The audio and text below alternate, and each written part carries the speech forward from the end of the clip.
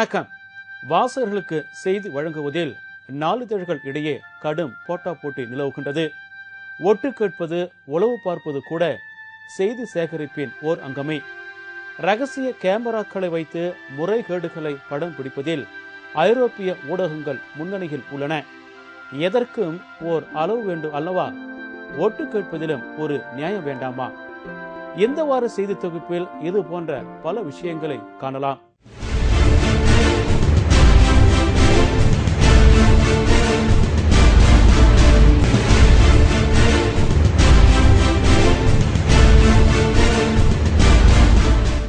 வான வேடிக்கைகளை ஆண்டுக்கு ஒரு முறையாவது காணுகின்ற வேட்கை மக்களிடையே ஏற்பட்டிருக்கின்றது. மேலை நாடுகளில் புத்தாண்டு தினத்தன்று வான வேடிக்கைகளை நிகழ்த்துவது வாடிக்கை. பிரான்ஸ் நாட்டினர் மிக முக்கியமாக கொண்டாடுகின்ற பாசில் தினத்தை முன்னிட்டு தலைநகர் பாரிஸில் பிரம்மாண்டமான வான வேடிக்கை நிகழ்ச்சி நடைபெற்றது.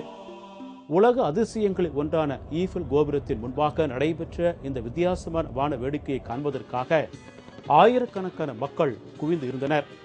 ஒருபுறம் இசை ஒலிக்க, அதற்கு ஏற்ப பட்டாசுகள் விண்ணில் சர் சர் என்று சீறி பாய்ந்து வர்ணஜாலம் காட்டியது பார்ப்பவர்களை பிரமிப்பில் ஆழ்த்தியது.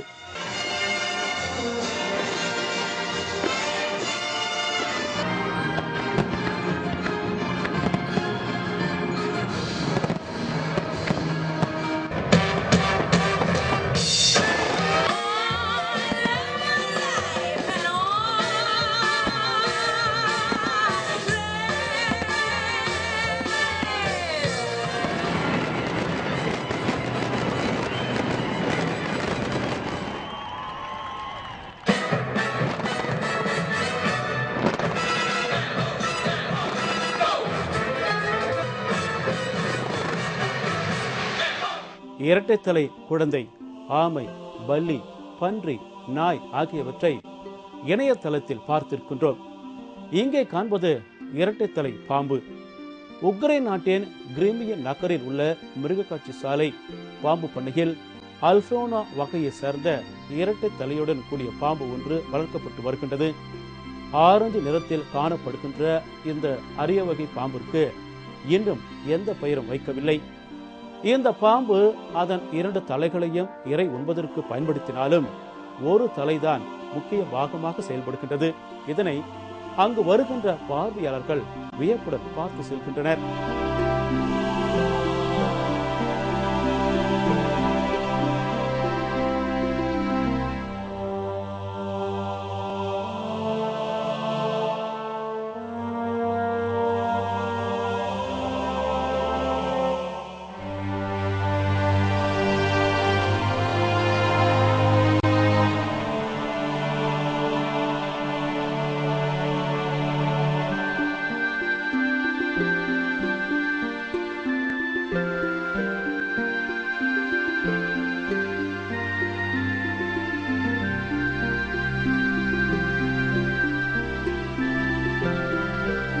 ஆடல், பாடல், இசைக்கு மயங்காதவர் யார்?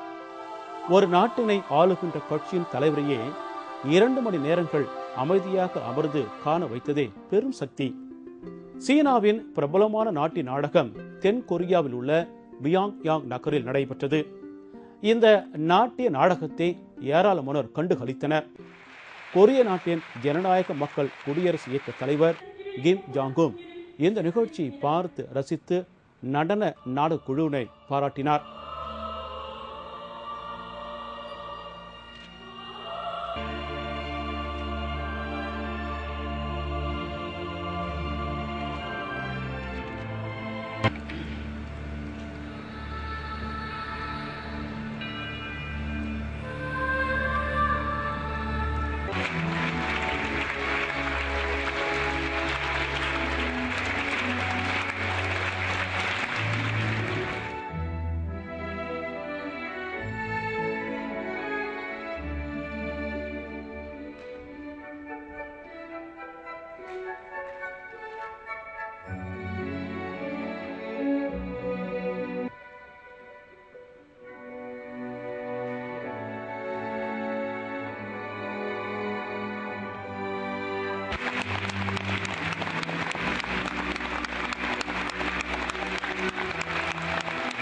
எத்தனையோ தலைவர்களுக்கு பிறந்தநாள் கொண்டாடுகின்றார்கள்.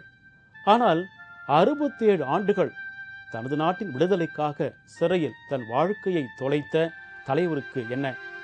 இன்னும் 67 ஆண்டுகள் கூட தொடர்ந்து கொண்டாடலாம். தென்னாப்பிரிக்க விடுதலைக்காக 67 ஆண்டுகள் தன்னை அர்ப்பணித்து தியாகம் செய்தவர் நெல்சன் மண்டேலா. இவரது 93வது பிறந்தநாள் நாடு முழுவதும் மிகவும் விமர்சையாக கொண்டாடப்பட்டது. பள்ளிகளில் குழந்தைகள் காலையில் வகுப்புகளுக்கு செல்வதற்கு முன்பாக மண்டேலாவை வாழ்த்தி பாட்டு பாடிய பின்னரே சென்றனர். நாட்டிற்காக மண்டேலா 67 ஆண்டுகள் அர்ப்பணித்ததை முன்னிட்டு 67 நிமிடங்களாவது நாட்டுக்காக ஒவ்வொருவரும் சேவை செய்ய வேண்டும் என்று நெல்சன் மண்டேலா ஃபவுண்டேஷன் அதிகாரிகள் கேட்டுக் கொண்டிருக்கின்றனர்.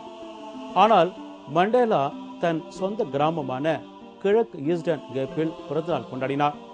இவருக்கு ஐநா பொதுச் செயலர் பான் கி மூன், அமெரிக்க அதிபர் ஒபாமா உட்பட உலக தலைவர்கள் பலர் வாழ்த்து தெரிவித்தனர்.